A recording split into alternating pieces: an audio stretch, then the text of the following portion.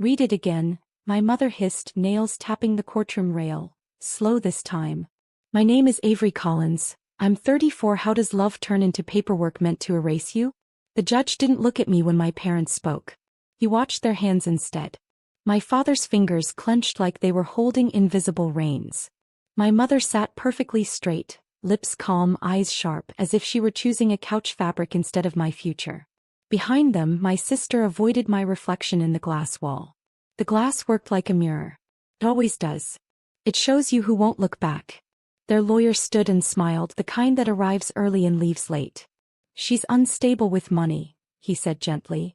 Emotionally led. We're only asking for guardianship. For her own good. For her own good. Those words pressed colder than the bench beneath me.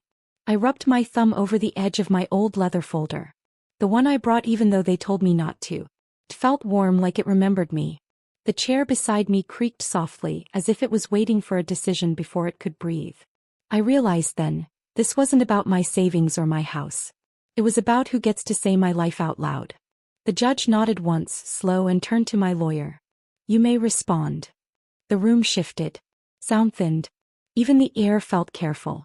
My lawyer stood without rushing. He adjusted his cuff, not for show, but like someone touching something familiar before stepping into cold water. Before we discuss capability, he said, I'd like to clarify intent. My mother laughed. Not loud. A small breath of amusement. This is unnecessary. He didn't look at her. He reached into his briefcase and pulled out a tablet. The screen lit his face blue. The courtroom monitor flickered, then mirrored it. Rows of dates appeared. Transfers. Notes. Amounts small enough to ignore, repeated enough to matter. My father leaned forward. My sister finally looked up. These, my lawyer said, are transfer notes attached to accounts created when my client was 21. Accounts her parents managed. Until recently. My mother's smile tightened. The tapping stopped. The judge leaned closer to the screen. Read one. My lawyer did. The words felt heavier, spoken aloud. Casual. Familiar. Almost loving. For safekeeping, he read. For family. She doesn't need to know yet. The mirror glass caught my sister's face, draining of color. Her lips moved before sound came out. Wait, she whispered, voice breaking the silence she'd been hiding in. Don't skip that line. Her eyes found mine for the first time all day. Read it out loud. My lawyer scrolled once. Just once.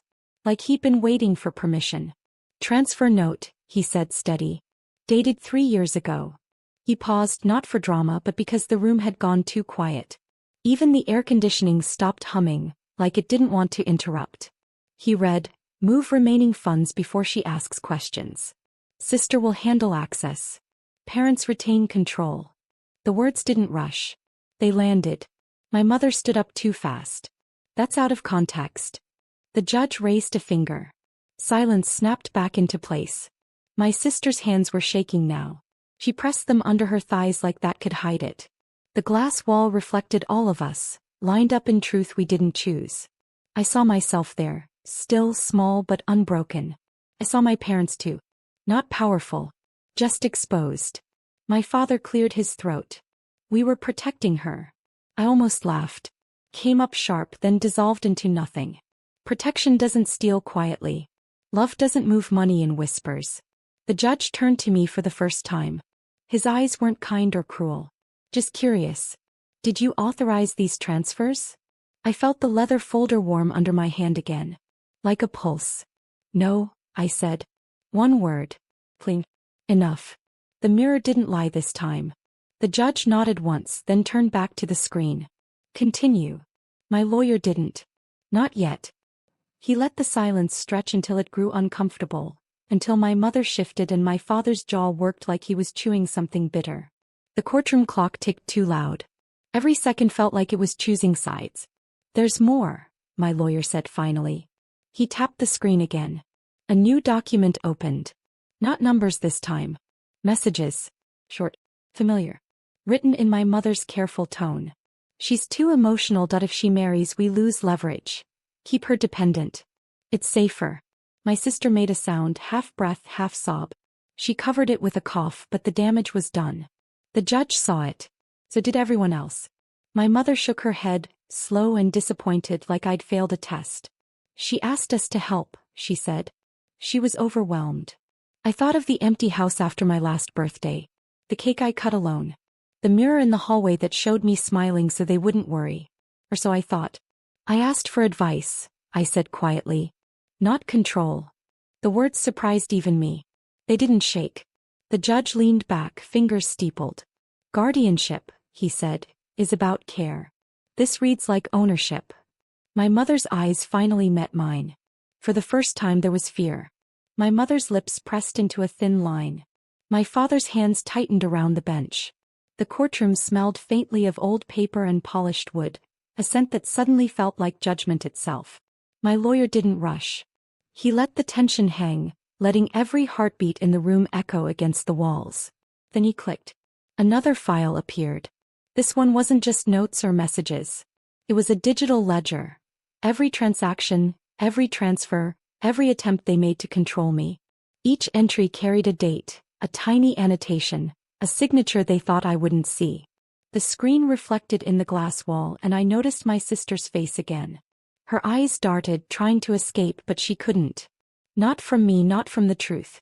My mother whispered, "This can't be happening," and for the first time her voice trembled.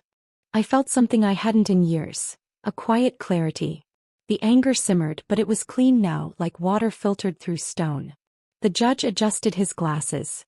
"Miss Collins," he said, voice calm but firm. "Do you wish to speak?"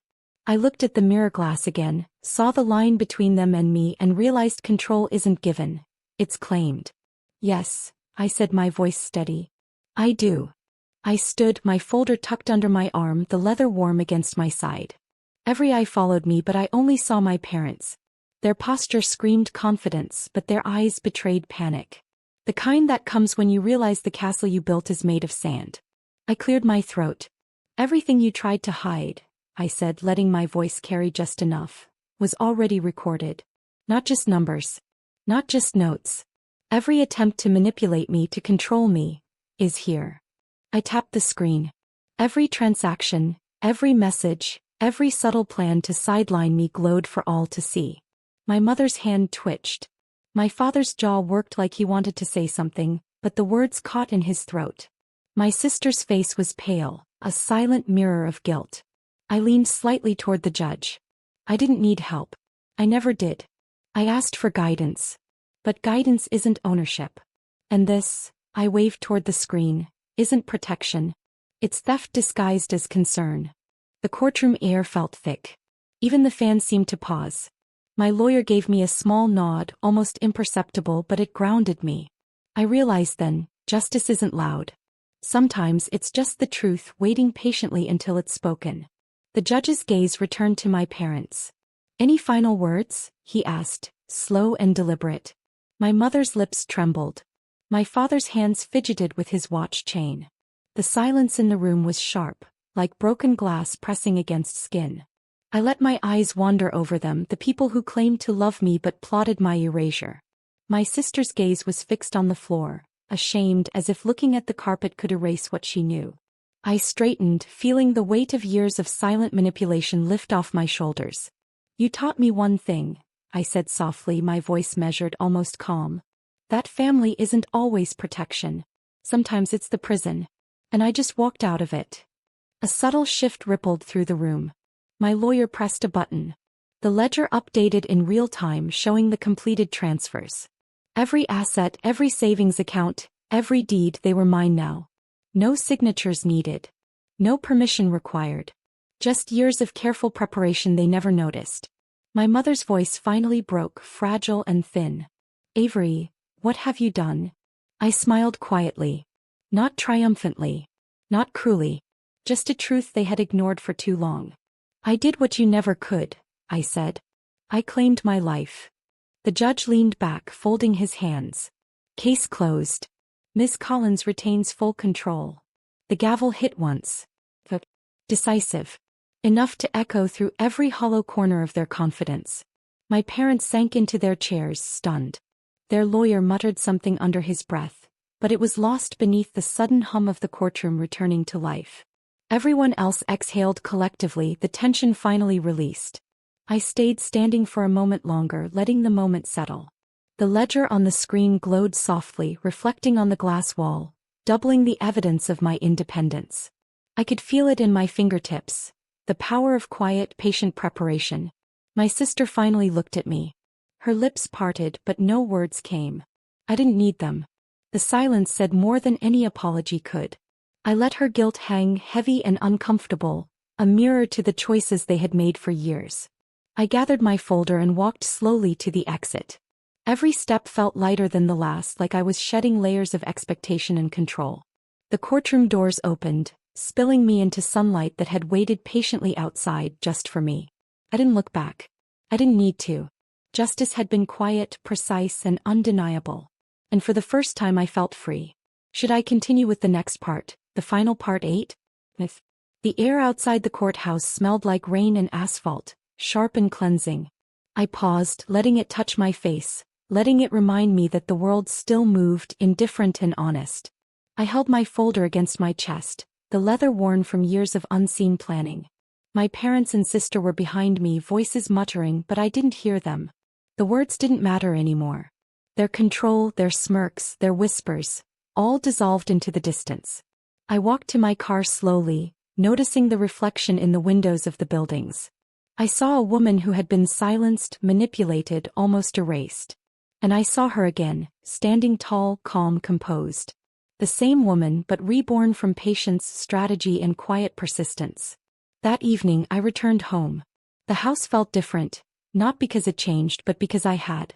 I unlocked the door, stepped inside, and finally allowed myself a long, unhurried breath. The ledger and the digital files weren't just evidence. They were the bridge between what they tried to steal and what I reclaimed. I placed a single candle on the mantel, lit it, and watched the flame dance. Symbols of light, clarity, and endurance. Their greed had met my preparation. Their whispers had met my silence. And I finally had met myself.